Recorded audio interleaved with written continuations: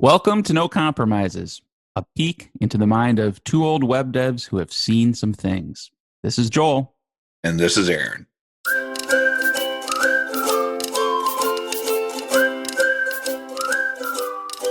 One of the many things I like about Joel is his passion and support for testing. And that's the thing we talk about a lot. And I think if you listen to some of our podcasts, our training, read our tips and stuff, you might even get the idea that it's 100% of the things that we think about or that we go super in depth into it, which, while true, we still want to balance that with moving our project forward. So today I wanted to talk a little bit about when we're doing testing, what are the areas that we should focus on testing in more broad strokes? And when do we personally kind of start drawing the line on maybe when's too much? And so we can kind of talk a little bit about code coverage, but we can also talk about the types of things that we test. I just want to say, whenever you start out, the thing I like about Joel is I immediately feel it's some sort of trap, but you turned it around and then it felt sincere. So thank you for that. You're welcome. So I think the first thing I wanted to kind of talk about was a thing that gets thrown around a lot of times when we talk about testing, which is the code coverage mechanism. Oh, yeah. And just to give a little high level on what that means, the code coverage is a metric that we use that is supposed to indicate the quality of or the amount of test coverage or the amount of code that you have that's been ran through the testing framework. It doesn't necessarily also mean that every scenario in that code has been tested. Mm-mm. A lot of times it just means that that code has been ran in the case of one test. And that test could just simply be run this code and then say you're good. But actually, true equals true. Yeah, that's literally a covered test. Yeah. So while we don't want to focus on that too much, it is still a good usable metric. So what do you think? What's the sort of aim that you would go for with code coverage, Joel? So I view code coverage not as like necessarily a metric to be reached, but more of a sign where I for sure have not done tests yet. Right. So like if I see that it's covered, I don't assume it actually is.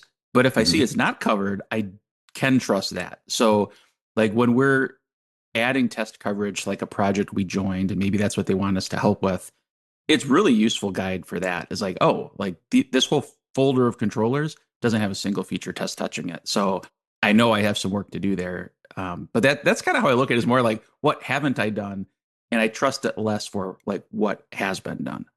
Yeah, I would say I agree with that too. I use that as almost an indicator even on individual files. Yeah. Not every single file. I don't go too in depth, but let's just say you're looking at middleware, for example, and you know you have some middleware in the project and it does its thing, but you don't really think about it because it's in the background. It's doing something else. I don't know what it does. And maybe you go and you look at the coverage and you see the middleware folder is 25%. You're like, oh, that's interesting. And you'll go and look in there and maybe see your custom middleware you wrote. I even forgot I wrote that because I needed XYZ to happen and I did it once and now I never think about it. And so you go there, you click that and you see that's only 10%.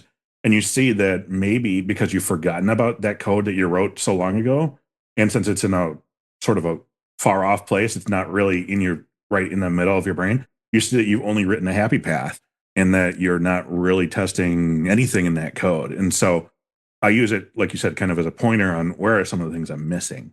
Yeah. Yeah. And middleware is a great example because a lot of times those will actually show tons of coverage just because, like, if they're attached at a route and you tested that route, but maybe none of your test logic has anything to do with the logic in the middleware. So it's like that's one where I really seem like a false sense of, oh yeah, we got this covered. It's like, no, you didn't test anything about the middleware.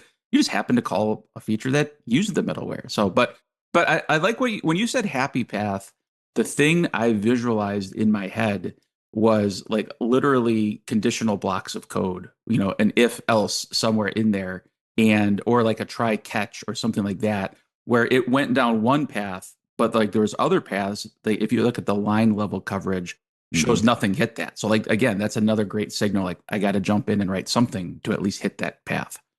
Well, it feels like that you did that thing that people do when they don't want to answer the question and then they talk about something else.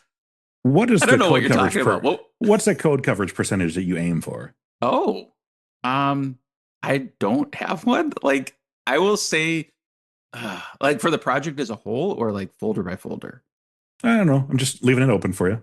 Okay, so project as a whole, I really don't like. I can't think on any of our projects where we even have that published as like a badge that we look at. Like, so it really is a foreign question for me. If you were forcing me to answer it, um, I mean, I'd want to see higher than 75%. Like, it feels like a very attainable goal without getting into the area where you're trying to test things that really, like, you couldn't hit this one like helpers file or something. You know what I mean? Like it feels it's like that's like a reasonable minimum. I don't know what a reasonable high end goal to go for. Like a controller, controllers folder, I would want to see much higher than that. But is that close enough of an answer for you? Well, so I wanted to push on that because Yeah.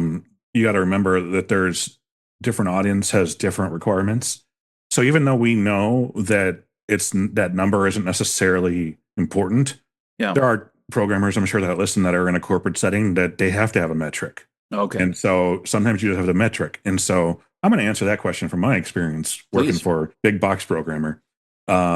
The amount that you want of code coverage for your entire project is as low as you can possibly get anyone to agree to. And so, Okay. but then to never go lower. And Okay. so the reason I bring that up is because it's a good metric to use slightly differently. So people look at that metric and think like, oh, it's meant to be a code coverage of the entire project or whatever. I'm looking at it as like a baseline of saying that I have a reasonable certainty of 50% of my project I know is at least ran without bugs or without fatal errors. And I can feel comfortable about 50%. And hopefully that stuff is tested, but at least I know it runs. And so I want to know that at least 50% of my project code, even brand new code, is covered. I don't maybe need to know it's exactly the same code all the time, but I want a baseline and say like, oh, I have something. So I want to push that as low as possible and then slowly start walking that up. And the reason I do that so slow down low too is because when we first start out, it's an insurmountable amount to get any sort of coverage, right? Yeah. Yeah. And so we want to get to a point where we can generate in that first 25, that first 50%, because of the ways that, you know, the code runs, you can actually get there pretty fast without having a lot of value in the test, we'll say. Right. And Right. that's not where you want to stay there forever. But sometimes you have to play with those metrics and things too. So that's why I wanted to dig in on there is because, yeah, I personally, when given a choice, don't necessarily care what that number is. But if forced, I want to push that number low and then move that number up with the quality of code and the quality of coverage and the reduction in bugs that we're able to show. So you can kind of use that as a negotiation tool as well. Is okay, so we have 50% coverage and we have on average a 2% bug rate. As I move up this coverage, is my bug testing rate going lower? If Mm. so, corporate, you need to support us writing more tests. That's how those metrics are used. Yeah. So it's I like that because a lot of times the thing I think about with metrics is they're easy to game, right? You kind of alluded to that in your Right. discussion, but what you ended on was like no, actually using them to make strategic decisions in how the project is run, which I like that. You know, if everybody's being honest about it, the more data, the better to actually guide your decision. And I like the idea of as low as possible and then not going lower because that sort of addresses the issue of Mhm. like, oh, we just somebody just like went crazy with Chat GPT and added like 30 files and none of them are tested. You know what I mean? Like Right. that would drop that number and like now I want to pay attention to that and be like no this you can't just dump that much code with no tests on it, so I like that approach. So we talk a lot about this coverage being it's just being ran. It's not necessarily testing something Yeah. specifically. So the second question I kind of wanted to dig into too is like, what are we actually going to test, or how do Hmm. we know we're going far enough when we write this code? And so I want to break that up into a couple different disciplines. So there's different disciplines in the way that we look at programming. In like generally we refer to them as like back end or front end or logical and visual and things like that. And obviously, as we program, we kind of jump between those two. But in general, that's kind of the area where I tend to start drawing the line is when I jump from one discipline to another. Hmm. Usually, then those have their own set of tools as well. So when we're talking about testing here and like where do we draw the line, I'm not saying not to test the other stuff. I'm saying it might be this time where we stop with one set of tooling and move to the next. Yeah. So I'll put that in a more concrete example. Okay. when we're loading up a page and we have some model data on there, maybe we have 2 or 3 different models that we're sending to our view, I might stop, or I might draw the line at checking to make sure that a certain view has. So I've made sure the proper models are in my view.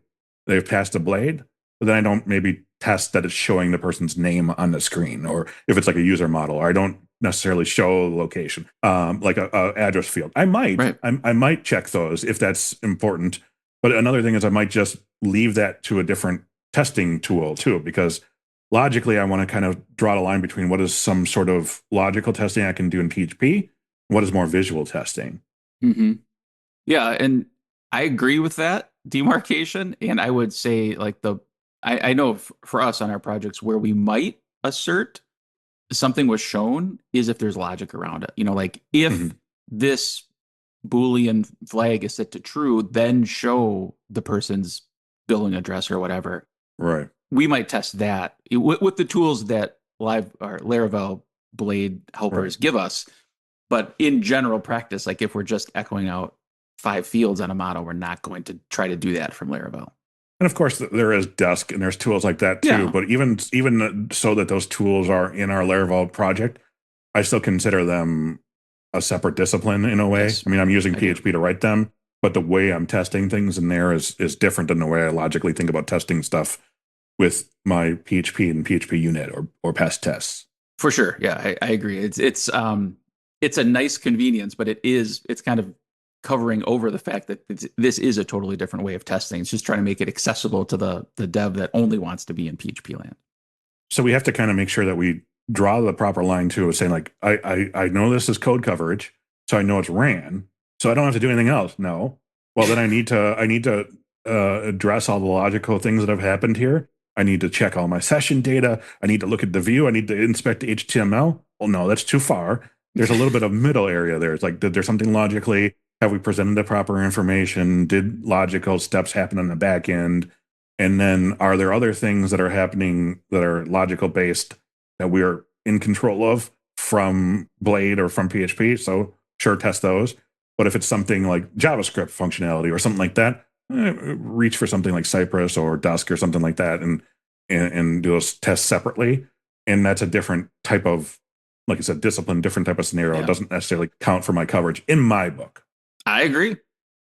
So just the takeaway I'm getting from this discussion, Aaron, the first thing was to know what the metrics mean when we're talking about coverage. Use them Mhm. wisely, but don't get overconfident just because the number is good. Right. Um, and then the second piece is that balance, and I think this is something developers struggle with in general, but balance between like how far do you go with testing, and balance in terms of like how far should I even go with this tool, and when does it make sense to look at a different tool to test the right thing that I'm trying to test. You got it.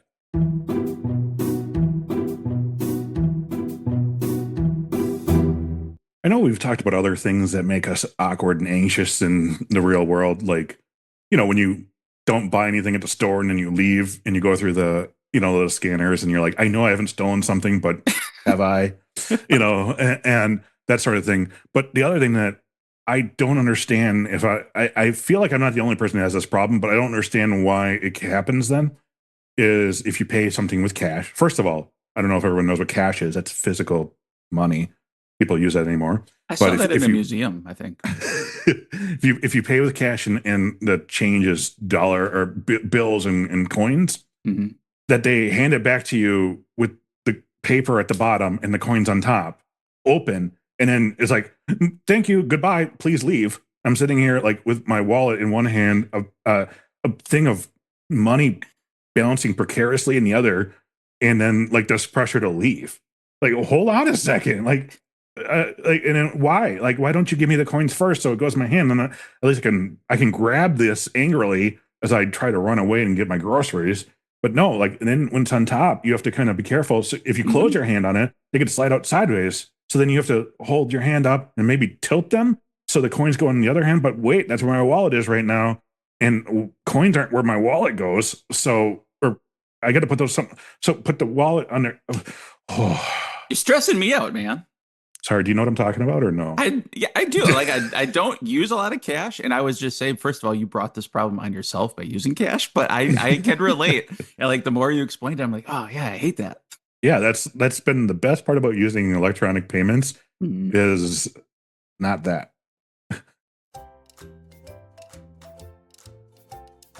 Moving from 0% test coverage to 1% is the hardest step.